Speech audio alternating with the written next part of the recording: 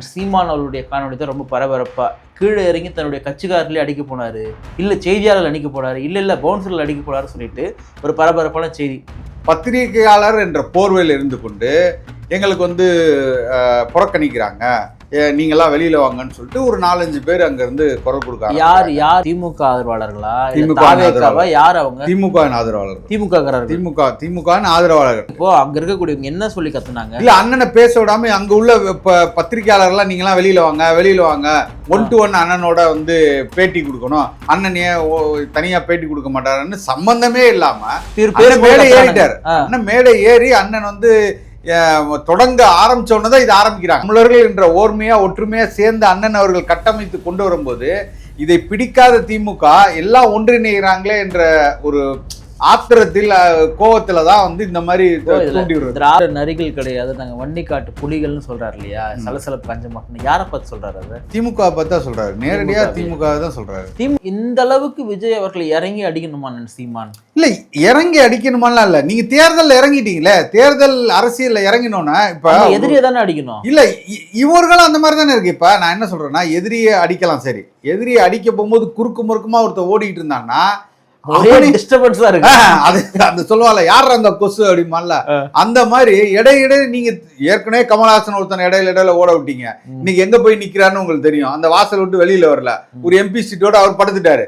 நாளைக்கு இவர் என்ன பண்ணுவாருன்னா ஜனநாயகன் படத்தோட படுத்துருவாரு. அடுத்து இன்னொரு படம் அவங்க கொடுத்துட்டாங்கன்னா எப்படி ரெட் ஜெயிண்ட் விக்ரம் படத்தை எடுத்தோன்னு இவர் போய் சரணாகதி ஆனாரோ, நாளைக்கு அதே மாதிரி ஜனநாயகத்துக்கு அப்புறம் இன்னொரு படத்தை எடுப்பாங்க, அரசியல் எதிரி திமுக. அங்க போய் விஜய் போவாரா? இத சொல்லாததா கமலஹாசன் பண்ணாதே அவர் சொல்றாரு. டிவியை தூக்கி உடைச்சவருங்க அவரு. நிம்மதி ப்ராப்பர்ட்டி மேனேஜ்மெண்ட், உங்கள் பழைய வீட்டை புதிய வீடாக மாற்றலாம் வாங்க.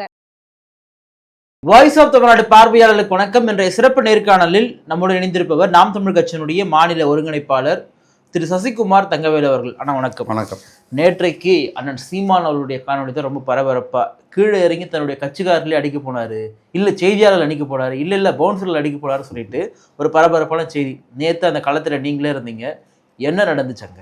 நேற்றைய தினம் முக்கியமான ஒரு பிரச்சனை குறித்தும் வரலாற்றை குறித்தும் நேற்று செஞ்சியில் கொனோரிகோன் கோட்டை, அதாவது தேசிங்க ராஜா கோட்டை என்று யுனெஸ்கோவிடம் இவர்கள் இத்தனை ஆண்டு காலமாக இவ்வளோ சிறப்புமிக்க ஒரு வரலாற்று சிறப்புமிக்க ஒரு கோட்டையை கடைசியாக சில மாதங்களே, அந்த 10 மாதங்களுக்கு மட்டுமே அந்த அரசாட்சியில் இருந்த தேசிங்க ராஜாவின் பெயரை வைத்து இது மராட்டியர்களின் கோட்டை, மராட்டிய மன்னர்கள் கட்டிய கோட்டை என்று தவறாக ஒரு வரலாற்றை திரித்து இவர்கள் யுனெஸ்கோட்டை கொடுத்துருக்காங்க. 13 கோட்டைகள் இதில் கொடுத்ததில் 12 மராட்டிய மண்ணில் இருக்குது, 1 நம்மளோட நாட்டில் இருக்குது. இது 12ஆம் நூற்றாண்டிலே கோனோரிகோன் என்ற ஒரு அரசர் கட்டியது, ஆண்டது. அதுலேருந்து தொடர்ச்சியாக அந்த வம்சாவளிகள் இருந்தாங்க. ஆனந்த கோன் இருந்தார், அதுக்கப்புறம் கிருஷ்ணர் கோன் இருந்தார். இதுக்கப்புறமா 17ஆம் நூற்றாண்டுக்கு அப்போ தான் வெவ்வேறு இஸ்லாமியர்கள் மன்னர்களிடம் அது பறிபோய் ஆட்சியில் இருந்து, அதுக்கப்புறம் கடைசியாக 17ஆம் நூற்றாண்டு இறுதியில் அப்போ தான் ஒரு கான்கிற ஒரு மன்னர் சூரி கான் ஒரு மன்னன் இறக்கும்போது அதிலிருந்து அந்த அந்த ஒரு இடைப்பட்ட காலமாக ஒரு 10 மாத காலங்கள் மட்டும்தான் இவர் இருந்திருக்காரு. இது வன்னியர்களின் அரசர், அவர் அரசேந்திர சோழ வன்னியர் அப்படின்னு சொல்லிட்டு ஒரு கூட்டம் கிளம்புனாங்க.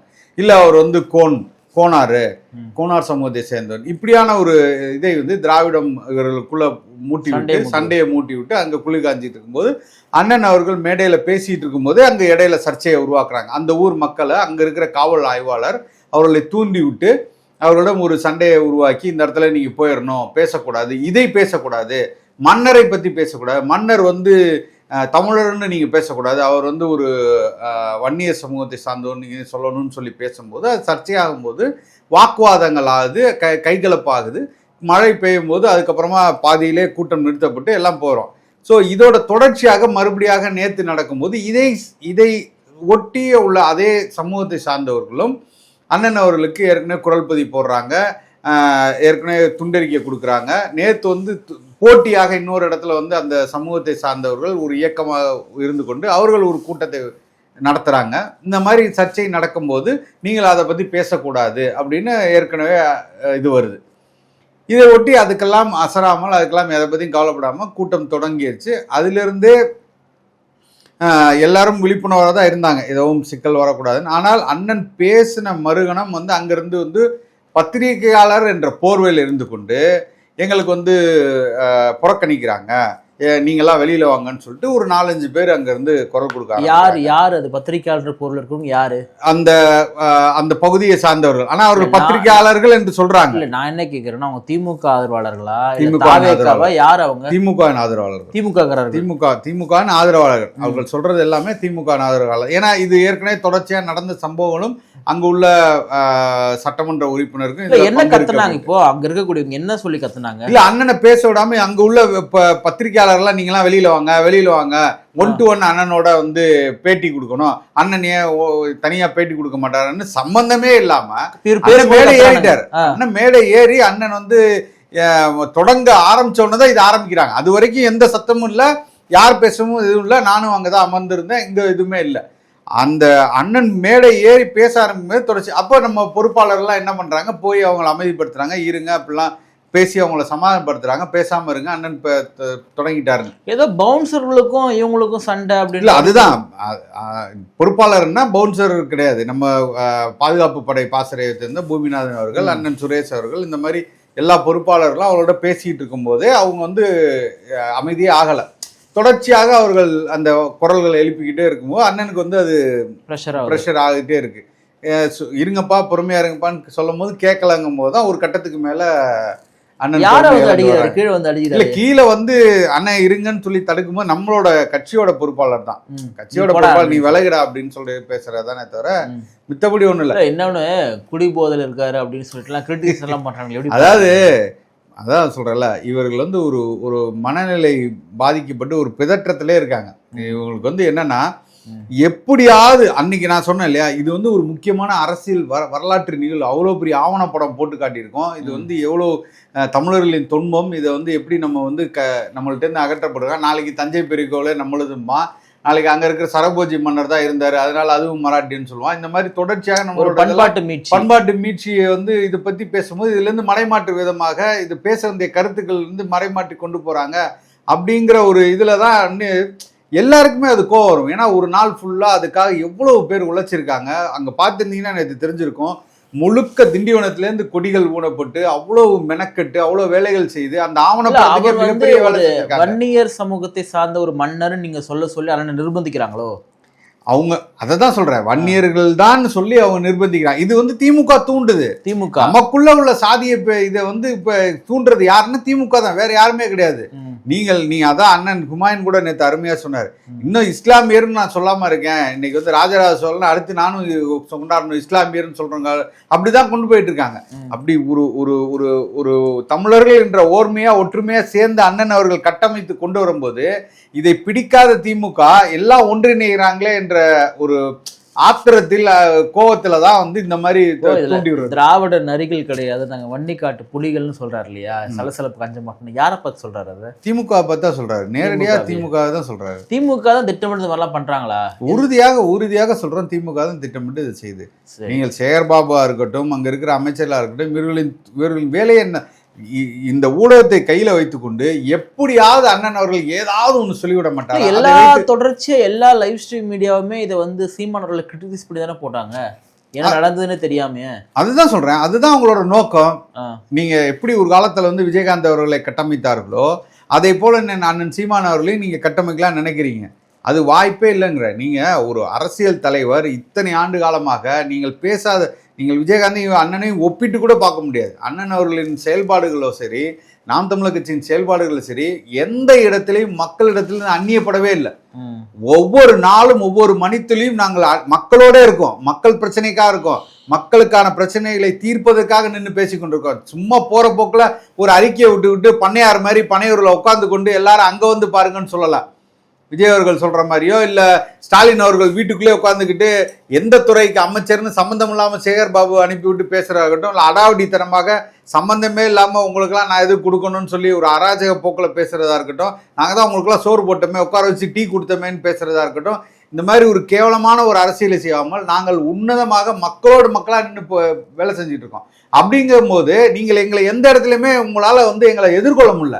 சரி, இந்த இடத்துல வந்து ஏன் விஜய் அவர்களை கடுமையாக தாக்குறாரு, அனில் குஞ்செல்லாம் சொல்றாரு, என்ன காரணம்? இல்லை, இந்த குறுக்கு இடையில ஓடிட்டு இருக்காங்க. இப்போ நான் சொல்கிறேன் இல்லையா, நாங்கள் வந்து ஒரு உன்னதமான ஒரு அரசியலை எடுத்துக்கொண்டு தொடர்ச்சியாக 15 ஆண்டுகால மக்களிடம் நின்று மக்களுக்காக போராடி கொண்டு இருக்கும்போது நீங்கள் சம்பந்தமே இல்லாமல் இடையில வந்துட்டு இன்னைக்கு ஒரு மாற்றுன்னு சொல்லி வந்துட்டு எந்த இடத்துலையுமே நீங்கள் வந்து ஒரு புரிதல் இல்லாமல் உங்களோட கட்சியில் பொறுப்பாளருக்கோ இல்லை கட்சியின் தொண்டர்களுக்கோ எந்த ஒரு புரிதலும் இல்லாமல் இடையில வந்துட்டு நீங்க பாட்டுக்கு நான் தான் சொல்லி பேசுறது இருக்குல்ல, அது வந்து ஒரு ஒரு ஒரு எப்படி அந்த இது சொல்றதுன்னு தெரியல. ஒரு மிகப்பெரிய ஒரு எதிரியை தீர்மானித்து கொண்டு நம்ம போயிட்டு இருக்கும்போது நான் தான் இல்லை நீங்களா எதிரி இல்லை நான் தான் எதிரின்னு ஒருத்தர் வந்து ஒரு ஒரு ஒரு ஒரு படத்துல காமெடி காட்சிகள் வரலாம், இது வந்து ஒரு ஃபில்லிங்காக வரும். காமெடி காட்சியினே கதாநாயகனாக கொண்டு வர்ற மாதிரி இருக்கு விஜய். காமெடி காசா அப்படிதான் இருக்கு. இப்ப அவர்கள் தொண்டர்களா இருக்கட்டும், அந்த அங்க இருக்கிற கொள்கைகள்னு சொல்லி பேசுறதா இருக்கட்டும், எல்லாமே ஒரு நகைச்சுவை காட்சி இடையில வந்து ஊடுருவ மாதிரி தான் இருக்கு. எப்படி கமலஹாசன் ஒரு ஃபில்லரை கொண்டு வந்தாங்களோ அந்த மாதிரி இப்ப பேன் இந்தியா மூவி எடுக்கிறாங்கல்ல, அங்கங்க ஒரு ஆளுக்கு சம்பந்த மாதிரி ஒரு ஆளை கேரக்டர் போடுறாங்களா, அவங்களுக்கு கதையில சம்பந்தம் இருக்கா, இருந்தாலும் சேர்த்துக்குவாங்க. இப்ப தேர்தல் வர்றதுனால இன்னைக்கு விஜய் அவர்களை சேர்த்த மாதிரி தான் இருக்கே தவிர இவர்கள் ஒருபொழுதும் இந்த திராவிடத்தையோ இந்த ஆரியர்களையோ எதிர்த்து சண்டையிடுறதுக்கான இந்த அளவுக்கு விஜய் அவர்களை இறங்கி அடிக்கணுமா சீமான்? இல்ல இறங்கி அடிக்கணுமாலாம் இல்ல, நீங்க தேர்தல் இறங்கிட்டீங்களே, தேர்தல் அரசியல்ல இறங்கினோன்னா இப்ப எதிரியை தானே அடிக்கணும். இல்ல இவர்களும் அந்த மாதிரி தானே இருக்கு. இப்ப நான் என்ன சொல்றேன்னா, எதிரியை அடிக்கலாம், சரி, எதிரியை அடிக்க போகும்போது குறுக்கு முறுக்குமா ஒருத்தர் ஓடிட்டு இருந்தான்னா அந்த சொல்லுவாங்கல்ல, யார் அந்த கொசு அப்படிமால, அந்த மாதிரி இடையிடையே நீங்க ஏற்கனவே கமலஹாசன் ஒருத்தன் இடையில ஓட விட்டீங்க. இன்னைக்கு எங்க போய் நிக்கிறாருன்னு உங்களுக்கு தெரியும். அந்த வாசல் விட்டு வெளியில வரல, ஒரு எம்பி சீட்டோட அவர் படுத்துட்டாரு. நாளைக்கு இவர் என்ன பண்ணுவாருன்னா ஜனநாயகன் படத்தோட படுத்துருவாரு. அடுத்து இன்னொரு படம் அவங்க கொடுத்துட்டாங்கன்னா, எப்படி ரெட் ஜெயிண்ட் வந்து விக்ரம் படத்தை எடுத்தோன்னு இவர் போய் சரணாகதி ஆனாரோ, நாளைக்கு அதே மாதிரி ஜனநாயகத்துக்கு அப்புறம் இன்னொரு படத்தை எடுப்பாங்க, படம் எடுக்கும். அரசியல் எதிரி திமுக, அங்க போய் விஜய் போவாரா? இத சொல்லாததா கமலஹாசன் பண்ணாதே அவர் சொல்றாரு. டிவியை தூக்கி உடைச்சவருங்க அவரு. மாற்றுன்னு சொல்லி வந்து நின்னவரு, இப்படி போய் நின்னவரு. அவர் இன்னைக்கு எந்த நிலைமையில இருக்கான்னு யோசிச்சு பாருங்க. இப்ப நான் சொல்லிட்டேங்கிறக்கா அது ஆதாரம் நிரூபிச்சு காட்டணும்ல. நீங்கள் உங்க தொண்டர்களைனாவது எந்த இடத்துல வச்சிருக்கீங்க, எதிர்க்கக்கூடிய இடத்துல வச்சிருக்கீங்களா? தலைவர் ரசிகர் கூட்டமா தானே வச்சிருக்கீங்க. தலைவர் எங்க செல்றாரு? தலைவர் எங்கேயும் போலங்க, அவர் செல்லல எங்கும், அவர் கூப்பிடுறாரு. இந்த மாதிரி யாராவது ஒரு தலைவரை பாத்துருக்கீங்களா? பண்ணையார் மாதிரி வீட்டுல உட்காந்துக்கிட்டு என்ன பிரச்சனையா இருந்தாலும் சரி எல்லாரும் எங்க வீட்டுக்கு வாங்கன்னு, நான் நாளைக்கு ஓட்டு போட போறனால நீங்க வந்து எங்கள்கிட்ட சொல்லிட்டு போங்கிற அளவுக்கு தான் இருக்கு இன்னைக்கு. எதுக்குமே அவர் வந்து வெளியில போறதா இல்ல. இதை ஒரு தலைவன் சொல்லலாமா, நான் அங்க போனா கூட்டம் வந்துடும் அதனால போல, நான் அவர்களெல்லாம் இங்க கூப்பிடுறேன்ட்டு? பிரச்சனை எங்க இருக்கோ அங்க போய் தாங்க நிக்கணும் ஒரு தலைவன். நீங்க அதை எதிர்கொள்ளணும். எதுக்கு இதெல்லாம் எதுக்கு கேட்டீங்க? அது அவங்கள தானே கொடுத்தாங்க, அரசு தானே கொடுத்தாங்க. எதுக்கு கொடுத்தாங்க? வீட்டுக்குள்ள உட்கார்ந்து இருக்கிறக்கா? பாதுகாப்பு அச்சம். வீட்டுக்குள்ளே உட்கார்ந்து இருக்கிறக்கா? 4 சோத்துக்குள்ள உட்கார்ந்து இருக்க உங்களுக்கு பாதுகாப்பு? கூட்டிட்டு போங்க வெளியில, மக்களை போய் சந்திங்க, மக்கள்கிட்ட பேசுங்க. நீங்க என்ன நிலைப்பாடு எடுத்தீங்கன்னு தெரியல. இன்னைக்கு கேட்டா நீங்க அவர்களெல்லாம் எங்களை வந்து பார்க்கணும்னு ஆசைப்பட்டாங்கிறீங்க. அவர்களா வந்து பார்க்கணும், யாராவது ஆசைப்படுவாங்களா? யாரா இருந்தாலும் போராட்டத்துக்கு வாங்க. அப்புறம் போராட்ட இடத்துல போனாதாங்க அதோட வீரியம் இதாகும். அது வந்து பெரிய பேசு பொருளா. நான் என்ன கேட்கறேன்னா, இப்போ டிவிகே வந்து அதிகமான வாக்கு வாங்கிடுவாங்க, எடுத்த உடனே 15% வாங்கிடுவாங்க, எடுத்த உடனே எதிர்க்கட்சி கூட ஆயிடுவாங்க அப்படிலாம் சொல்லப்படுது. அதனால ஒரு டிவிகே வந்து நாம் தமிழுக்கு ஒரு அச்சமா இருக்கு, அச்சுறுத்தலா இருக்கான்னு கேட்கிறேன். எதுக்கு எங்களுக்கு அச்சம்? நான் என்ன சொல்றேன்னா, நம்ம ஓட்ட தானே அவர் வாங்க போறாங்க. நாங்க 1.1% வாங்கினாங்க, நாங்க எல்லா இடத்துலயும் தோல்வியை கண்டவங்க, நாங்க ஏங்க அச்சப்படணும்? நாங்க ஏன் அச்சப்படணும்? எங்களுக்கு எதுவுமே, எங்களுக்கு நீங்கள் ஒன்று வந்து இழக்கணும், அந்த நாங்கள் வந்து அதை வந்து இதனால் எங்களுக்கு ஆதாயம் கிடைக்குது, இவர் வந்ததுனால அந்த ஆதாயம் போயிடணும்னா நாங்கள் இதை பற்றியும் கவலை பண்ணோம். நாங்கள் முற்றும் இழந்து தான் நாங்கள் நிற்கிறோம். நாங்கள் தொடங்கினதே புள்ளியில் தானே தொடங்கியிருக்கோம், சைபரில் தொடங்கி தானே மேலே வந்திருக்கோம். எங்களுக்கு என்ன பயம்? எங்களுக்கு என்ன பயம்? எதிர்க்கணும். நாங்க 2 பெருங்கட்சிங்க, அதிமுக திமுக, திராவிடத்தை பேசியும் காங்கிரஸை தோலுரித்தும் தான் இந்த கட்சி 8.2%. அதை விட அவர்கள் வந்து வலுவானவர்களா? நான் அவங்களுக்கு வந்து பயப்படுறதுக்கு பாஜகவோட அவர்கள் வந்து வலுவானவர்களா? ஒட்டுமொத்த இந்தியாவை தன் கட்டுப்பாட்டுக்குள்ள வைத்து கைக்குள்ள வச்சுக்கிட்டு இடி வச்சிருக்கான், என்ஐஏ வச்சிருக்கான், எல்லா சக்திகளையும் தன் சிபிஐ சிபிசிஐடி எல்லாமே இவர்கள் 2 கட்சிகள் கிட்ட இருக்கு. இவர்கள் 2 பேரையும் நாங்க எதிர்த்து நிக்கிறோம். அதை கூட விஜய் பெரியவரா? விஜய் கிட்ட வந்து வாக்கு இருக்கு, ரசிகர்களுடைய ஓட்டு இருக்குது. யூகம், நீங்க யூகத்துல சொல்லக்கூடாது. நாங்க வந்து ப்ரூவ் அண்ட் ரிசல்ட்டை பத்தி பேசியிருக்கோம். அதிமுக வைத்திருந்தது வாக்கு வங்கி, திமுக வைத்திருந்தது வாக்கு வங்கி. 30%, 25%. பாஜக மிகப்பெரிய ஆளுமையா நிற்கக்கூடிய எல்லா ஸ்டேட்லயும் போய் புடுங்கி அத்தனை கட்சியும் காலி பண்ணிட்டு வந்திருக்கான். அப்படியாப்பட்ட கட்சியில எதிர்த்து நிக்கிறோம் நாங்க. நீங்க இன்னும் வரவே இல்லை, அவர் பனையூரை விட்டே வெளியில வரல. அதை பத்தி நாங்க ஏன் பயப்படணும்? அண்ணன் விமர்சனம் பண்றாருன்னு தான் கேட்கிறேன். விமர்சனம் பண்ண வேண்டிய காரணம் இருக்குல்ல. நீங்க தேர்தல் அரசியல் வந்துட்டீங்கல்ல. நீங்க நான் என்ன சொல்றேன், எல்லாருமே சொல்றாங்க ஏன் விமர்சனம் பண்ணி, திமுக விமர்சனம் பண்ணாம நீங்க கட்சி நடத்திருவீங்களா? இல்ல. அப்புறம் நீங்க விஜய்க்கு வந்துட்டாரு, ஏன் நீங்க திமுக விமர்சனம் பண்றீங்கன்னு கேட்கலாமா? அந்த கேள்வி ஒரு ஆளுங்கட்சியில விமர்சனம் பண்றோம். அதிமுக விமர்சனம் பண்ண மாட்டாரா? அப்ப அவங்க அவர் பண்ண தவறு விமர்சனம் பண்ண மாட்டாரா? தவறு விமர்சனம் பண்ற. அப்ப நீங்கள் வந்து ஒரு கட்சி நடத்துறீங்க, கேபரே டான்ஸ் ஆட வைக்கிறீங்க, உங்க கூட்டத்துல வந்து கொண்டு வந்து காசு கொடுக்குறீங்க. விஜய் கூட்டத்துல. அப்புறம் விஜய் கூட்டத்துல வேற என்ன கூட்டம்? போறதுக்கு, வண்டியில போறதுக்கு, வாகனத்துக்கு காசு கொடுக்குறீங்க, கரண்ட கொக்கி போட்டு இழுக்கிறீங்க.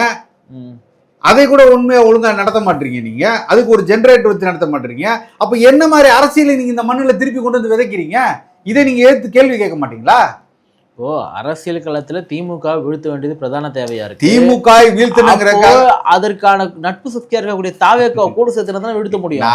நான் என்ன சொல்றேன், நீங்கள் வந்து சரியானவற்றை செய்யும் போது உங்களுக்கு எல்லாரும் நேரடியாக உங்களுக்காக வந்து நிற்பாங்க, குரல் கொடுப்பாங்க. அதில் மாற்று கருத்து இல்லை. ஆனால் ஒரு தவறை ஆரம்ப நிலையிலே நீங்கள் சுட்டி காட்ட வேண்டிய இடத்துல இருக்கவங்க, ஒரு ஒரு ஒரு ஒரு அறிக்கை வருது, அந்த அறிக்கையை படிக்க கூட முடியல, ஒரு பொதுச் செயலாளர் பேசுறாரு, வணக்கத்துக்கு வழக்கணுங்கிறாரு.